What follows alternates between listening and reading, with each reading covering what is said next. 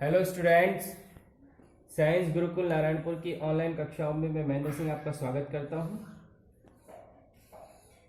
हम विषय जीव विज्ञान से जुड़ी कुछ बातों पर डिस्कशन कर रहे थे।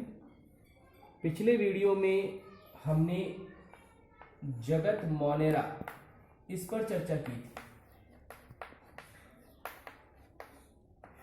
जगत मोनेरा के अंदर जो सदस्य पाए जाते हैं उनमें सबसे मेन है जीवाणु या बैक्टीरिया, जिसको अंग्रेजी में हम कहते हैं। इसी पर हमारी चर्चा चल रही थी। बैक्टीरिया की संरचना कैसी होती है उसके लिए मैंने एक चित्र बनाया था। उस चित्र के माध्यम से हमने बात की थी। बैक्टीरिया के अंदर कोशिका भित्ति होती है, कोशिका झिल्ली होती है। इसके अलावा एक और परत पाई जाती है जो श्लेष्मा की बनी होती है। इनके अंदर मीजोसोम होता है। इनके अंदर जो है केंद्रक जो है वो संगठित नहीं होता, अर्थात केंद्रक पर केंद्रक झिल्ली नहीं होती, क्योंकि ये प्रोकैरियोटिक कोशिकाएं, इनका आनुवंशिक पदार्थ यानी डीएनए बिखरा हुआ रहता है। ये सारे गुण जीवाणुओं के। हमने जीवाणु के शोषण, पाचन, पोषण, जनन, इन पर भी बात की थी। आज जो हम टॉपिक ले रहे हैं वो ले रहे हैं जीवाणुओं का महत्व, यानी जीवाणुओं का मानव जाति के लिए क्या लाभ।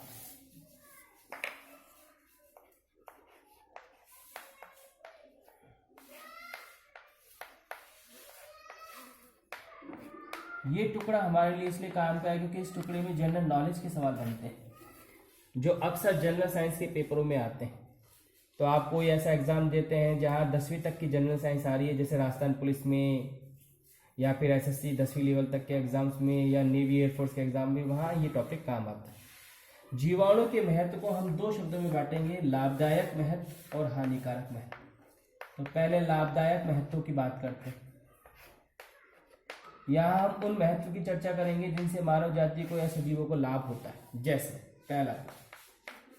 पहला पॉइंट जनरल नॉलेज का सवाल है। मैं शॉर्ट फॉर्म लिख रहा हूं एसटीपी। एसटीपी का फुल फॉर्म है सीवेज। एस का मतलब सीवेज, टी का मतलब है ट्रीटमेंट। ट्रीटमेंट को हिंदी बोलते हैं उपचार। पी का मतलब है प्लांट, और प्लांट को हिंदी में कहते हैं संयंत्र। अर्थात एसटीपी का पूरा नाम है सीवेज उपचार संयंत्र। एसटीपी प्लांट्स के अंदर जीवाणुओं का उपयोग किया जाता है।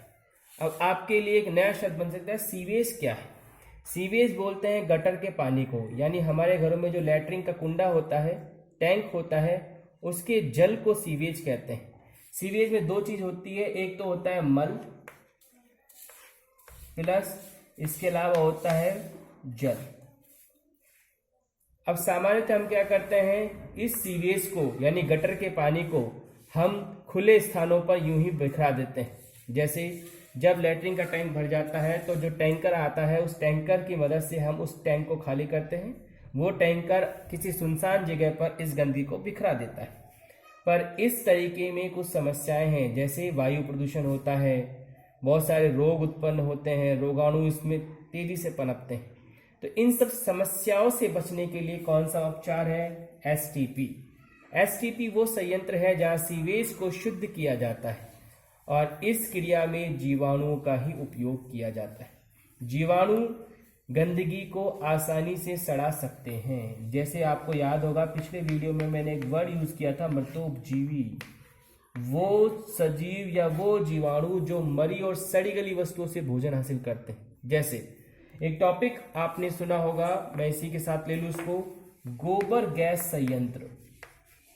9वीं 10वीं तक ये टॉपिक आपने पढ़ा होगा। इस संयंत्र में किसको सड़ाया जाता है, गोबर को सड़ाया जाता है। और गोबर को सड़ाने के लिए भी किसको इस्तेमाल किया जाता है, जीवाणुओं को ही इस्तेमाल किया जाता है। तो जीवाणुओं का अगर कोई आपसे फायदा पूछे तो आप पहला फायदा बता सकते हो, जीवाणुओं की मदद से सीवेज को या गोबर को सड़ा करके और क्या बनाई जाती है, गैस बनाई जाती है। इस गैस को हम इसी प्रकार काम में ले सकते हैं जैसे घरों के अंदर हम एलपीजी गैस को काम में लेते हैं। तो ये जीवाणुओं का एक महत्वपूर्ण फायदा है। दूसरा फायदा, जीवाणुओं का उपयोग भोजन सामग्री निर्माण में भी कर सकते हैं।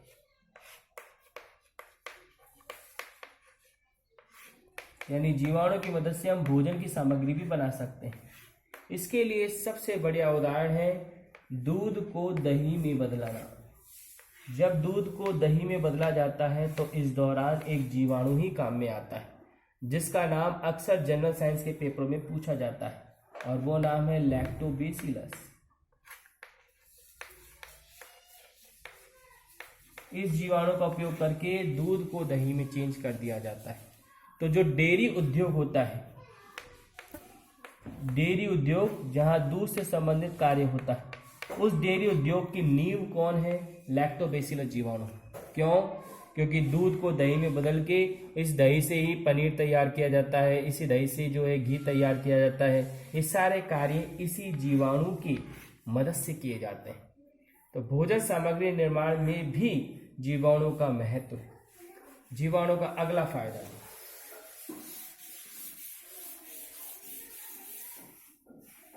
अगर आपसे कोई कहे मिट्टी को उपजाऊ बनाना,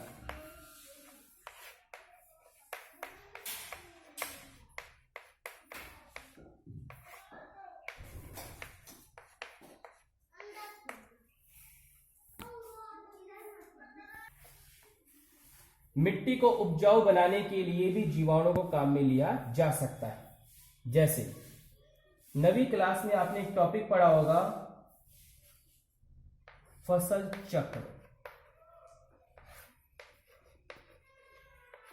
अगर हम खेत में, जैसे मान लीजिए एक खेत है और इस खेत में हम लगातार एक ही फसल बोते हैं, मान लो इस खेत में लगातार सरसों बोते हैं, तो सरसों को जिन तत्वों की आवश्यकता होती है वो तत्व तो ये भूमि से खींच लेगी, बाकी के तत्व ये भूमि से नहीं खींच पाएगी। तो प्रकृति में या इस भूमि में या इस खेत में पोषक तत्वों का क्या हो जाएगा? असंतुलन।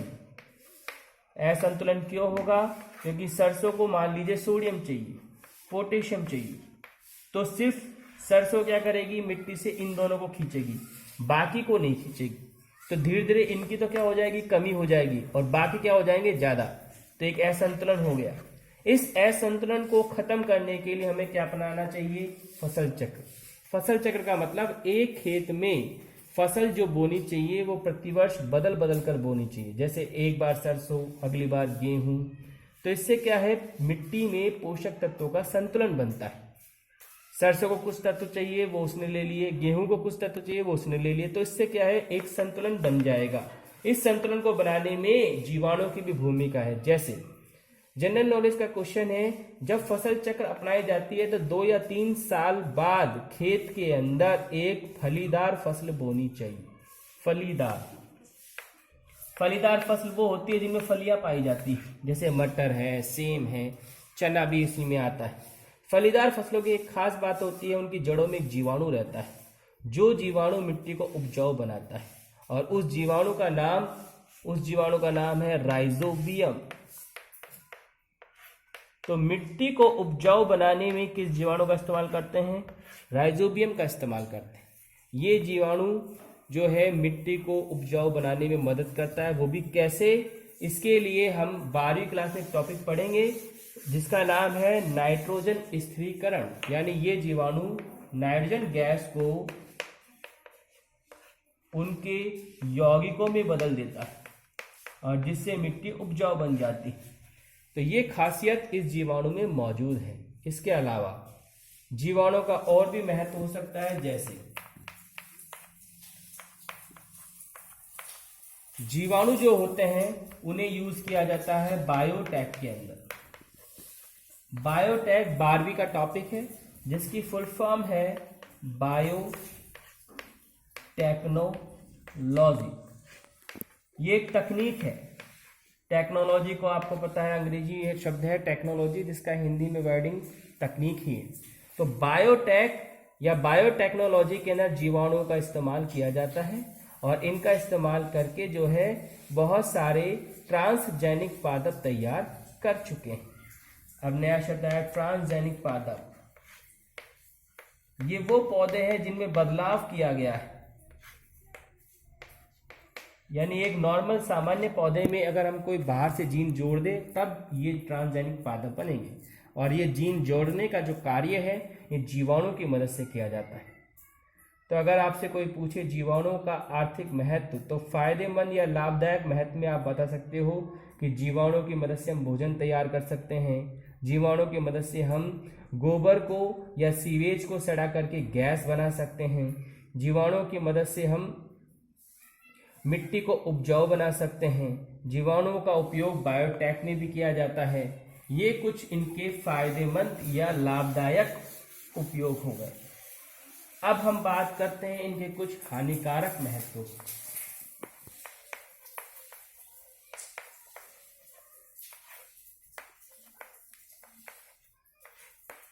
हानिकारक महत्व का मतलब यहां हम बात करें जीवाणुओं से उत्पन्न होने वाले नुकसानों की। जैसे प्रकृति में कुछ रोग है जो जीवाणु उत्पन्न करते हैं, यानी जीवाणु कहीं ना कहीं ऐसे रोगाणु भी हो सकते हैं, लेकिन सारे जीवाणु नुकसान नहीं पहुंचाते। मैंने आपको बताया अभी कुछ जीवाणु फायदे भी पहुंचाते हैं, लेकिन कुछ जीवाणु ऐसे भी हैं जो रोग उत्पन्न करते हैं। कुछ मेन बीमारियां जो जीवाणुओं के कारण उत्पन्न होती है उनका जिक्र करते हैं। ये कुछ मैंने रोग बताए हैं जो मानव में हैं या ये सभी रोग जीवाणु द्वारा उत्पन्न होते हैं। जैसे क्षय रोग, क्षय रोग को हम जनरल नॉलेज में टीबी कहते हैं। क्षय रोग या टीबी जो श्वसन तंत्र से संबंधित बीमारी है, इस बीमारी को उत्पन्न करता है माइक्रोबैक्टीरियम ट्यूबरकुलोसिस जीवाणु।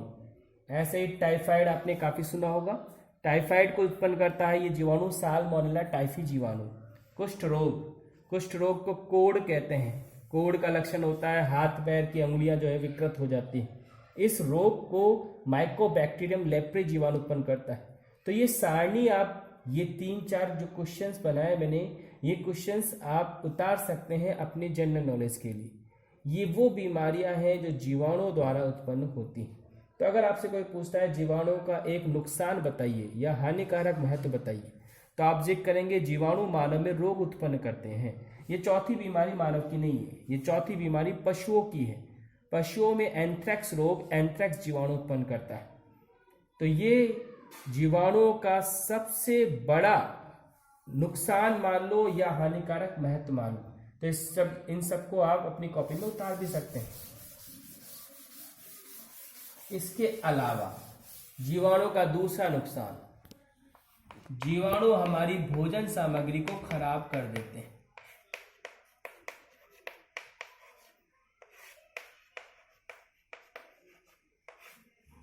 जैसे मैंने पिछले वीडियोस में कॉलीफॉर्म जीवाणु का जिक्र किया था। ये वो जीवाणु है जो किसी पानी के नमूने में अगर मिलता है तो वो पानी का नमूना क्या हो जाता है, प्रदूषित, अर्थात ये पानी को प्रदूषित करने वाला जीवाणु है। और इस जीवाणु की उपस्थिति से पानी जब खराब हो रहा है तो वो पानी पीने योग्य नहीं होगा। तो ऐसा जीवाणु हमारे शुद्ध जल को क्या करता है, खराब कर रहा है। ऐसे ही भोजन सामग्री को भी जीवाणु खराब कर देते हैं, उसको सड़ा देते हैं। तो जीवाणुओं से संबंधित लाभदायक और हानिकारक दोनों महत्व हमारे सिलेबस में हैं, जिन्हें आप जनरल नॉलेज के लिए भी तैयार कर सकते हैं। इसके अलावा देखिए, इसके अलावा मैं आपको एक और पॉइंट बता रहा हूँ। जगत मोनेरा के कुछ और सदस्य भी हैं जो अपने सिलेबस में भी हैं। जैसे जगत मोनेरा में जीवाणु भी आता है। इसके अलावा जगत मोनेरा में एक सदस्य ये भी आता है, नीलहरित शैवाल। नीलहरित शैवालों की सबसे खास बात होती है, देखो शैवाल आपने सुना होगा, शैवालों के लिए हम कौन सा वर्ड यूज करते हैं, काई। पर वो शैवाल जो होते हैं वो पादप है, जबकि नीलहरित शैवाल पादप नहीं है। ये मोनेरा जगत के सदस्य हैं। शैवालों की एक खास बात, आपके काई वर्ड मैंने इसलिए यूज किया है क्योंकि ये शब्द यूज करते हैं आपके माइंड में इसकी खासियत रहती है, हरे हरे से होते हैं। तो हरा कलर तो इनका है ही शैवालों का, पर नीलहरित शैवाल का हरे के साथ साथ कौन सा कलर भी है, नीला भी कलर। शैवाल जो होते हैं जब हरे हैं तो पर्णहरित होगा, और पर्णहरित है तो ये कैसे होंगे, स्वपोषी होंगे। जबकि जीवाणु की हमने बात करी थी, जीवाणु में कुछ सदस्य स्वपोषी और कुछ विषमपोषी। तो ये जो सदस्य हैं ये सब सदस्य किसके अंदर आते हैं, मोनेरा के अंदर। तीसरा एक और सदस्य होता है माइक्रोप्लाज्मा। माइक्रोप्लाज्मा को सूक्ष्म जीव जगत का जोकर कहते हैं। ये सवाल अक्सर पेपरों में आता है कि इसको जोकर क्यों कहते हैं? क्योंकि माइक्रोप्लाज्मा की कोशिका भित्ति नहीं होती, इसकी कोई निश्चित आकृति और बनावट नहीं होती, तो कहीं ना कहीं ये जो है एक वर्ड यूज कर सकते हैं बहरूपिया, इसकी कोई निश्चित बनावट या संरचना नहीं। तो जोकर जो होता है वो सर्कस में ऐसा ही एक किरदार होता है जिसका कोई निश्चित रूप नहीं होता, वो बार बार अपनी वेशभूषा बदलता रहता है, ऐसा ही कुछ इसका वो। ये सारे जितने भी सदस्य पड़े वो मोनेरा जगत के ही सदस्य हैं। स्टूडेंट्स, पंच जगत प्रणाली का अपना पहला जगत मोनेरा, और ये जगत जो है अपने चैप्टर नंबर 3 का टॉपिक है। जीव विज्ञान से जुड़े और वीडियोस देखने के लिए आप YouTube पर मेरे चैनल को सब्सक्राइब जरूर कीजिए, जिससे आपको जीव विज्ञान से जुड़े बाकी के वीडियो भी उपलब्ध हो सके, जिनका आप आसानी से अध्ययन कर सके और अपने सब्जेक्ट की जो नॉलेज है उसको मजबूत बना सके। महेंद्र सिंह बायो, इस चैनल को सब्सक्राइब जरूर कीजिए आप, ताकि इससे जुड़े वीडियोज आपको लगातार मिलते रहें। नेक्स्ट वीडियो में हम अगले जगत पर बात करेंगे। धन्यवाद।